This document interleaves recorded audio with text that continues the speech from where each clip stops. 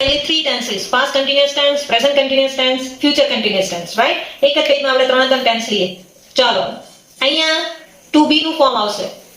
Simple ટેન્સીસમાં to do નું form આવતું હતું. સિમ્પલ પાસ્ટ ટેન્સમાં to do નું ફોર્મ કયું આવતું? did. તેવી જ રીતે પાસ્ટ કન્ટિન્યુઅસ ટેન્સ હશે એમાં to be નું રૂપ આવશે, બરાબર? ચાલો પાસ્ટ કન્ટિન્યુઅસ ટેન્સમાં to be નું રૂપ was અથવા તો were. રેડી? પ્રેઝન્ટ કન્ટિન્યુઅસ ટેન્સમાં to be નું ફોર્મ શું આવશે? am, is, are.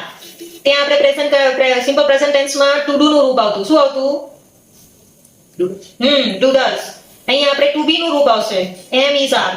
રેડી? અને અહીંયા will અને shall તો કોમન જ રહેશે, પણ આ જે to be નું જે be છે એ અહીંયા આવી જશે. Sorry, will be. રેડી? અને shall be. ડોન્ટ ફોરગેટ, બધા છોકરાઓ આ be ભૂલી જાય છે કન્ટિન્યુઅસ ટેન્સમાં. તો શું ખબર પડી?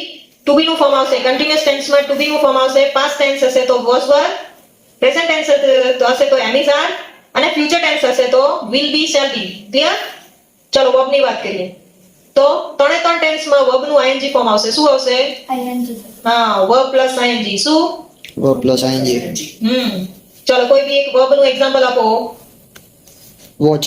ચલો watch, WATCH, watch plus ing એટલે શું થશે? watching. વોચિંગ. ચલો એક ઓર એક્ઝામ્પલ. ચલો drink, drink plus ing, drinking. શું બોલાય? drinking. ચલો એક ઓર example. learn. Learn, learn plus ing, learning. જો ત્રણે ત્રણમાં પાસ્ટ ટેન્સ હોય, પ્રેઝન્ટ ટેન્સ હોય કે ફ્યુચર ટેન્સ હોય, વર્બમાં કઈ જોવાનું જ નહીં, ing મૂકી દેવાનું જે બી વર્બ હોય તે. રેડી? ચલો પ્રોનાઉન જોઈએ, બરાબર? ચલો I was, we were, you were, he, she, it was, અને they were. ક્લિયર થયું? yes. એવી જ રીતે એમાં જોઈએ. I ની સાથે am આવશે, બરાબર? we ની સાથે are. I am, we are, you are, he, she, it. આ ત્રણેયની સાથે is આવશે અને they are. ક્લિયર થયું? ચાલો હવે અહીંયા I will be, we will be, you will be, be ભૂલવાનો નહીં.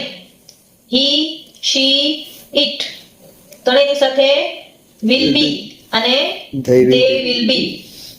ક્લિયર થયું? yes. to be નું ફોર્મ શું આવશે? was were. was were, am, is, are, અને will be, shall be, અને વર્બ ત્રણે કેવી આવશે?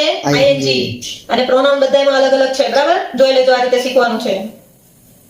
ચાલો, તો આ હતું આપણું કન્ટિન્યુઅસ ટેન્સ.